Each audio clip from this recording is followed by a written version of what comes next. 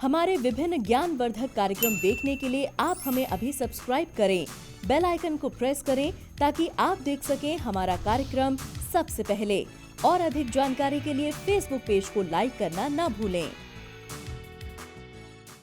जय मां इंद्राक्षी।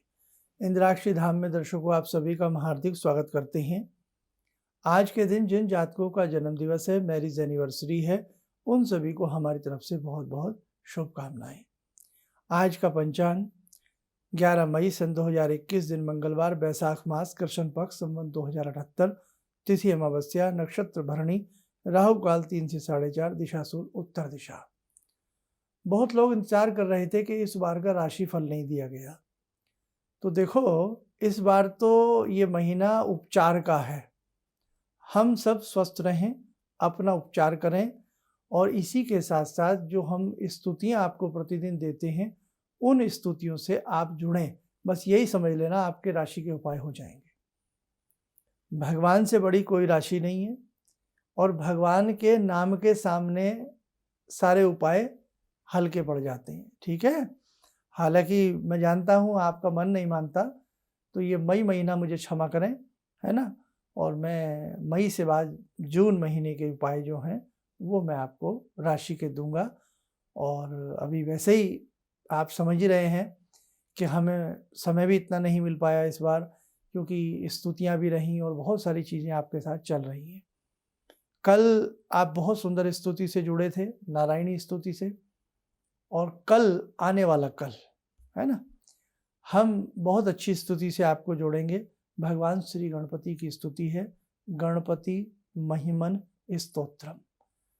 कल शाम 7 बजे आप इस स्तुति से जुड़ना ना भूलें।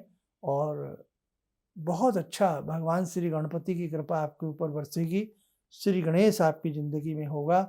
स्वास्थ्य का लाभ, आध्यात्मिक भौतिक प्रगति आपको प्राप्त हो। आज मेरे साधकों अमावस्या है। जिसके ऊपर पितृ का आशीर्वाद नहीं, उसके ऊपर कुछ नहीं।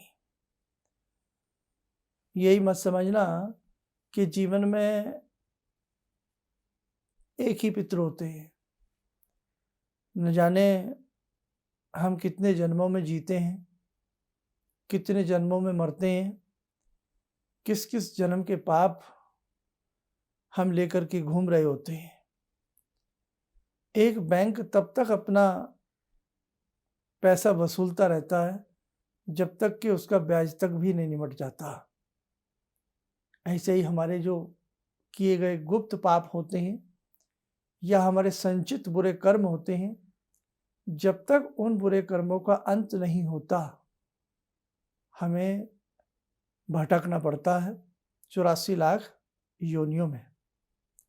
मानव का तन हालांकि बड़ा मुश्किल से मिलता है, लेकिन जब मिलता है तो कई बार हम अपने कुकर्मों के द्वारा उस तन की लाज को नहीं रख पाते। अगले जन्म में फिर जन्म और मरण के चक्रव्यूह में फिर हम चले जाते हैं। उसी में से एक पितृदोष भी होता है, मातुल दोष होता है, भ्रात दोष होता है, गुरु शापित दोष होता है, अनेकों प्रकार के दोष होते हैं। ये तो एक मोटी सी परिभाषा है कि सूर्य शनि बैठ जाए तो पितृदोष होता है, सूर्य चंद्र राहु बैठ जाए तो दोष होता है। लेकिन ये दोष इतना मामूली नहीं है। हमें वर्ष में 12 अमावस्याएं मिलती है ना, हर महीने एक अमावस्या आती है।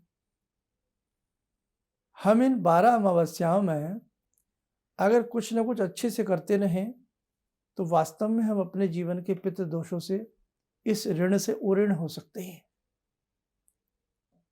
मेरे साधकों, शुभ काम कर लेना चाहिए। इंतजार नहीं करनी चाहिए किसी मुहूर्त की, किसी पल की, किसी से पूछने की। शुभ काम में देरी कैसी?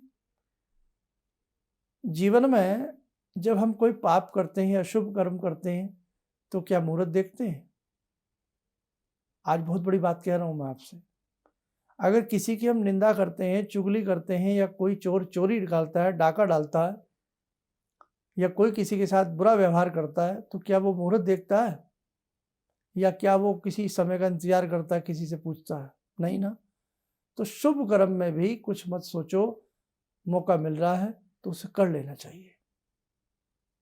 परम पूज्य गुरुदेव एक बात कहा करते थे, मुहूर्त विज्ञान अपनी जगह श्रेष्ठ है, इसमें कहीं कोई संशय नहीं, लेकिन शुभ कर्म भी अपने आप में श्रेष्ठ है। इसलिए शुभ कर्म करते समय कुछ मत सोचो। आज अमावस्या है, आज के दिन पक्षियों को दाना डालना, गौ माता की सेवा करना, गरीबों में कहीं भी फल आदि बांटना, भोजन आदि राशन देना बहुत अच्छा माना जाता है। आज के दिन गायत्री महामंत्र का जप करना और गायत्री मंत्र से ही यज्ञ करना बहुत ही अति उत्तम होता है। हर अमावस्या को जिसकी जन्म पत्रिका में या हाथ की रेखाओं में पितृ दोष हो, ऐसे साधक को हर अमावस्या गायत्री यज्ञ कर लेना चाहिए। गायत्री यज्ञ करने की एक सूक्ष्म सी पुस्तक भी आती है, गीता प्रेस की भी आती है, शांति कुंज से भी आती है, बहुत जगह से मिलती है ये। उस विधि से आप कर लिया करें। अपना यज्ञ करना, स्वयं यज्ञ करना बुरी बात नहीं है, उसमें कोई हानि नहीं है। बहुत लोग डर जाते हैं, अरे भगवान नाराज ना हो जाए। क्यों? भगवान आपको भी तो जानते हैं। हाँ, आप किसी के घर जा रहे हैं यज्ञ कराने, बात अलग है, वहाँ आप विचार कर सकते हैं मुझसे गलती ना हो जाए। लेकिन आप यदि अपने घर में कोई कार्य कर रहे हैं, उसमें कोई विचार न करें। हम क्षमा प्रार्थना क्यों बनाई हमारे ऋषियों ने? आवाहनम न जानामि, नैव जानामि पूजनम, विसर्जनम न जानामि, है ना। मंत्रहीनम क्रियाहीनम भक्तिहीनम सुरेश्वरी, कि माँ मैं मंत्रहीन हूँ, भक्तिहीन हूँ, मुझे कुछ नहीं आता। जैसे मैंने किया है ये आपको समर्पण है, हे भगवती इसे आप स्वीकार करें। इसीलिए हमारे ऋषियों ने हर तरफ निगाह लगाई कि हमारे बच्चे हैं, हमसे गलती ना हो जाए, इनसे हर चीज़ उन्होंने बड़ा सोच विचार करके हम लोगों को देखे गए हैं। हम 1000 जन्म भी ले लें, अपने ऋषियों का बदला नहीं उतार सकते। आज अजीब सी परिपाटी बनी है, ऐसे ऐसे चीज़ों को हम पूजने लगे हैं जिनका कोई बेस नहीं है, जिनका कोई धर्मों में, धर्म ग्रंथों में जिक्र नहीं है। ऐसे ऐसे स्वयंभू पैदा हो गए हैं, ऐसे ऐसे भगवान पैदा हो गए हैं। हमारे ऋषि मुनियों की अवहेलना की जा रही है। कहाँ हमें सुख मिलेगा? एक बात ध्यान रखना, यह आपके मन का वहम है। आप किसी को भी देवता समझ लेते हैं कि हम साहब चौखट पे नाक रगड़ के आए तो हमारी लॉटरी लग गई। ये भूल है आपकी। लॉटरी तो तब भी लगनी थी, ना भी नाक रगड़ते।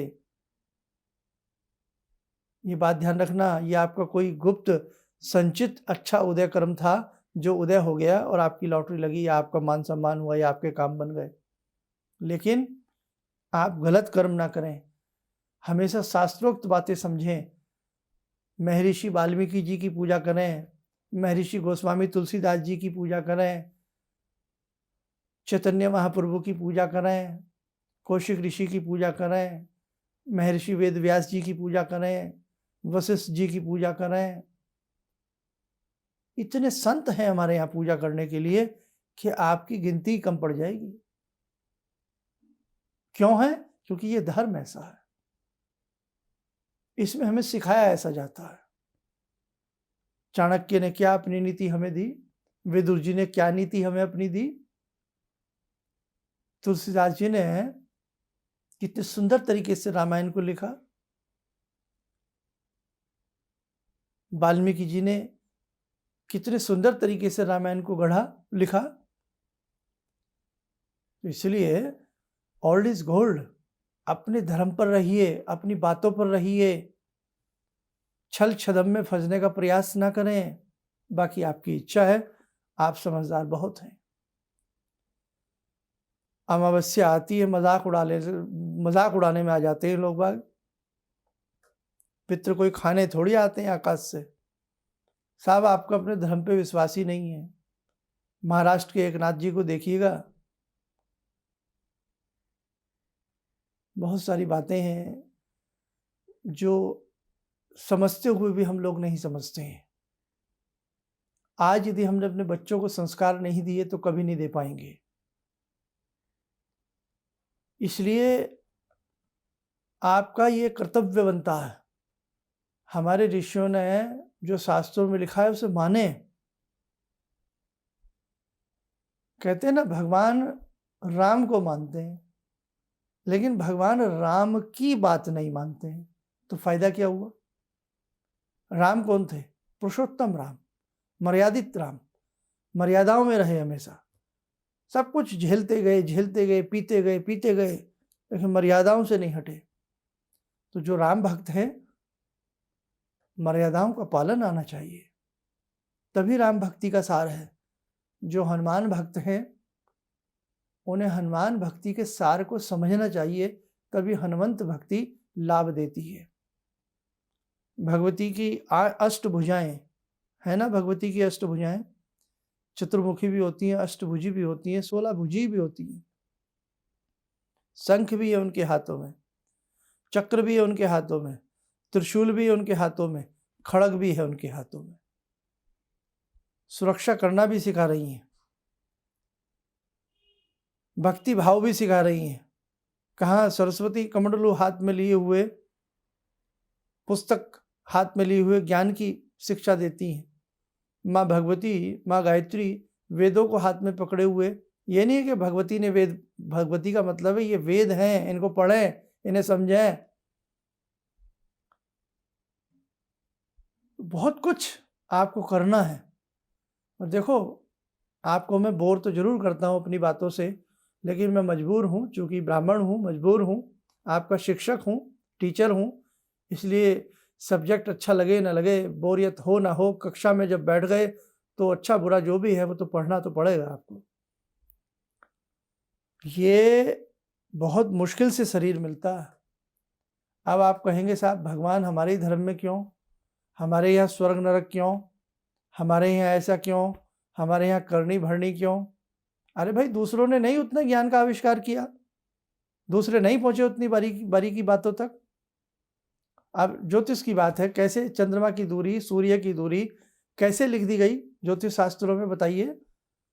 हजारों वर्ष पूर्व लिख दी गई। साइंस ने जब मापा, देखा, सब कुछ सत्य लगा। कैसे राशियों की गणना कर दी गई, आकाश को 12 भागों में बांट दिया गया। तो ऐसा नहीं है, जो भी कुछ हमारे धर्म में है वो बड़े ही हिसाब से ऋषियों ने लिखा है, नाप तोल करके लिखा है, और इसमें कहीं संशय नहीं है। भारतीय संस्कृति जीवित है, जीवित रहेगी। आने वाला समय भारतीय संस्कृति का है, ये ऋषियों की वाणी है, ये कदापि मिथ्या नहीं हो सकती। अमावस्या के दिन आप अपने घर में गायत्री यज्ञ करना प्रारंभ करें। गायत्री यज्ञ नहीं होता तो कम से कम गायत्री मंत्र पढ़ना प्रारंभ करें, देखें आप चमत्कार। हर बीमारी का इलाज गायत्री मंत्र है। और यहाँ तक कि कहा गया है कि कोरोना में भी यदि गायत्री महामंत्र व्यक्ति पढ़े, अपने घर के अंदर गुंजन के साथ पढ़े और बाद में गायत्री मंत्र पढ़ते हुए सबको जल देवे, जल का छींटा मारे, तो गायत्री मंत्र की जो तपिश है, गायत्री मंत्र का जो जिह्वा से जो घर्षण होता है ना, वो नाना भांति के विषाक्त कीटाणुओं को भस्म करता है। गायत्री मंत्र ऐसा मंत्र है, सद चेतना के साथ साथ ये रोगों का विनाश भी करता है, ये पूर्व जन्म के पापों का भी विनाश करता है। आप बताइए, आप कैसा मंत्र है। इसीलिए गायत्री मंत्र को महामंत्र कहा जाता है, मंत्र मुकुट कहा जाता है इसे। आइए मेरे साधकों, समय हो चला आज की ध्यान साधना का। जुड़ते हैं आज की ध्यान साधना में, जैसे कि मंगलवार है, भगवान श्री हनुमान से। ॐ अतुलितबलधामं हेमशैलावदेयं धनुजवनकृशानु ज्ञानिनामग्रगण्यं सकलगुणनिधानं वानराणामधीशं रघुपतिप्रियभक्तं वातजातं नमामि। मनोजवं मारुततुल्यवेगं जितेन्द्रियं बुद्धिमतां वरिष्ठं वातात्मजं वानरयूथमुख्यं श्रीरामदूतं शरणं प्रपद्ये श्रीरामदूतं शरणं प्रपद्ये रामाय रामभद्राय रामचन्द्राय वेदसे श्रीरघुनाथनाथाय सीताया पतये नमः श्री हनुमंताय नमः। कवच बना लें, ध्यान करें, हनुमान जी का शुभ आशीष हम सबके ऊपर बरस रहा है।